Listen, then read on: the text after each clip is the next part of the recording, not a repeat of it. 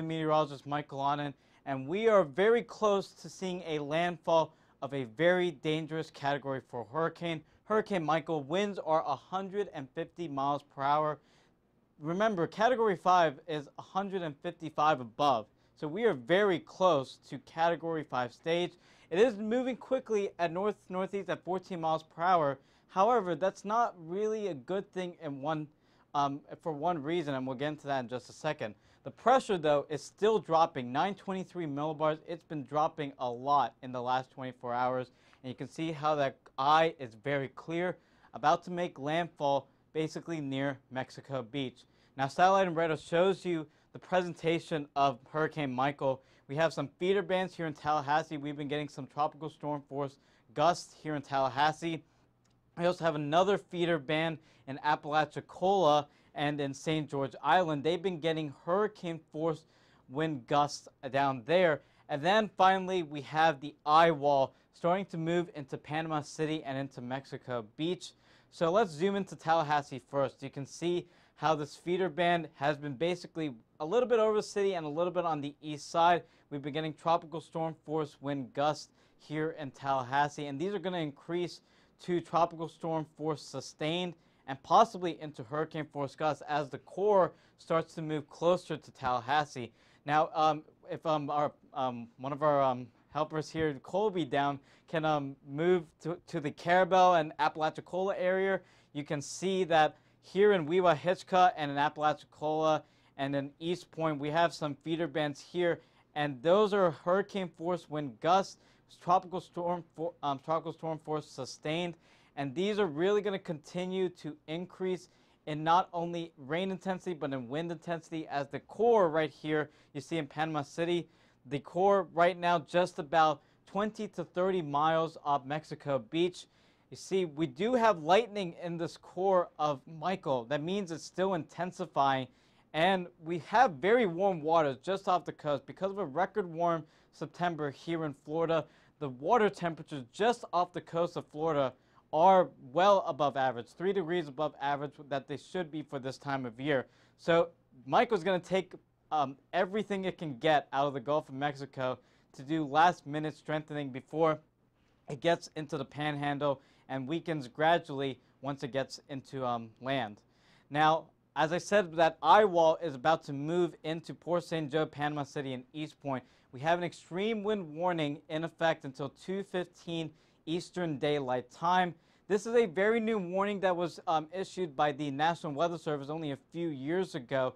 This is only issued when winds are higher than 115 miles per hour. Remember, 115 miles per hour, it is very fast winds. So basically, if you're anywhere out and about, and you probably won't survive these winds. This is very dangerous situation. This is basically a EF1 to EF2 tornado speed, so it is very dangerous if you're out towards East Point and Panama City and in Mexico Beach. Now, going out larger, you can see in Tallahassee and in Panama City, and then down towards the Nature Coast, we do have a tornado watch. They are in the northeast quadrant of the storm.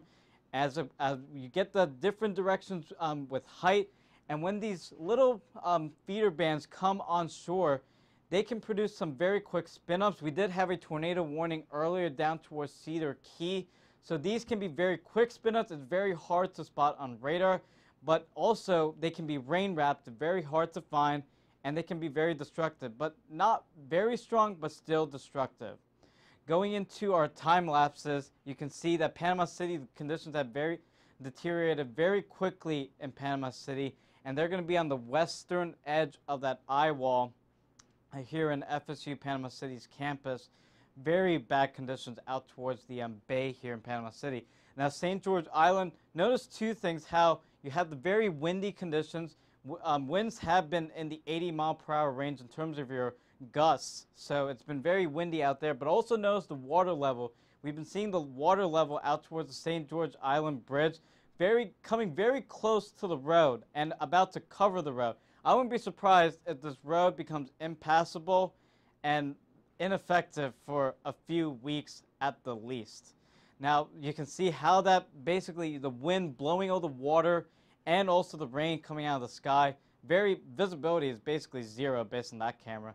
Now, out towards our time lapse here in Tallahassee, this is looking west towards Doak Campbell Stadium. You can see in the morning conditions weren't that bad, but they were deteriorating very quickly.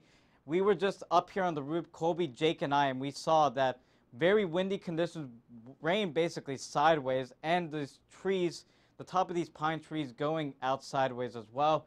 Basically, if you're still out and about, you have to be going indoors right now. We've seen people outdoors going across Tennessee Street, and it's not a good situation. Basically, you're either going with the wind or against the wind, either though. It is very dangerous outside. You better be getting indoors, better prepare for power outages, and staying inside. Make sure you have your plan in place if you already don't have it in place. Now, for the projected path of Michael, you can see it's right now a Category 4 hurricane, 150 miles per hour. Remember I said about the quick movement, moving north-northwest at 14 miles per hour? The one bad thing about that, yes, it will limit the impact somewhat, but it's going to take a longer time for Michael to weaken. You see, up towards Bainbridge and Colquitt, a Category 2 hurricane, 100 mile per hour winds. As I said earlier, I have a lot of farms down in southwest Georgia. If you ride along 27, you see a lot of farmland. I take that drive basically when I go from Atlanta to Tallahassee. A lot of them are in the harvest season right now, so it is very dangerous out there. And it's also, we could have get some major losses in terms of crops for the farmers down in southwest Georgia. Then these tropical storm force wind gusts will continue as we go up towards Augusta, into the Midlands of South Carolina, and into North Carolina. Now, back locally for us, you can see the core making landfall basically at around 2 to 3 o'clock Eastern Daylight Time. Now, this is when the worst conditions are expected. We're thinking Tallahassee is going to get the worst of it. Of sustained tropical storm force greater than 58 miles per hour is very likely, and probably hurricane force wind gusts here in Tallahassee. If you go west of Tallahassee, you're going to get the hurricane force wind gusts sustained, very likely. It's a guarantee at this point, with the core moving through Mariana and then into Seminole and Decatur County. So again, Bainbridge, Blakely, where all those farmlands are, they're going to get some very serious losses in terms of their crops, since it's the harvest season once again. Luckily, looks like the impacts will start to lessen somewhat along the coastline and in the Tallahassee area as we head into 9 o'clock. And then the core of the system finally leaves our viewing area as we head into just after midnight. And then by the time we head into Thursday morning by sunrise, things should very gradually improve here in Tallahassee, with some sun coming out and also some cooler temperatures. So good thing the 90-degree streak ended as of Monday. Now, our winds, you can see very strong winds are going to be expected along Apalachicola, Caribou, stronger than what they are now. So this is the worst is still yet to come. Same can be said for Tallahassee. 51 mile per hour sustained winds possible. Remember, this is just one model. This could be stronger than or a little bit weaker than. This is just the estimate of what we're thinking. But this is when the worst of the weather will. We know the worst of the weather is going to happen at 5 o'clock, 6 o'clock our time. 53 mile per hour winds in Quincy, 66 mile per hour winds in Bainbridge. So these are very destructive winds. Even for these places inland, they don't experience winds at all like this. This is a one-in-a-lifetime experience here in the Panhandle. Never been experienced before. Now, again, the winds will move up into Camilla and Blakely, so they'll get their winds definitely into tropical storm force range. And then as we go into the overnight hours at around 2 to 3 a.m., things should gradually die down. Some still breezy conditions up towards Camilla and Blakely, but then down towards the coast, they'll be going down into the teens and then gradually going down into the single digits in terms of your wind speeds. Let's finish off this live stream with our headlines. Again, landfall is expected in the next 2 to 3 hours, 2 to 3 o'clock Eastern Daylight Time, basically between Mexico City, Panama Beach, that vicinity.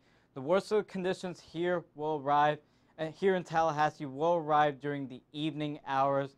And then again, as we go into the overnight hours, things will gradually improve. And then Thursday morning, there might be a few stronger winds possible, but as we go into the afternoon, things should be good enough where you can finally go and assess your property, do things like that.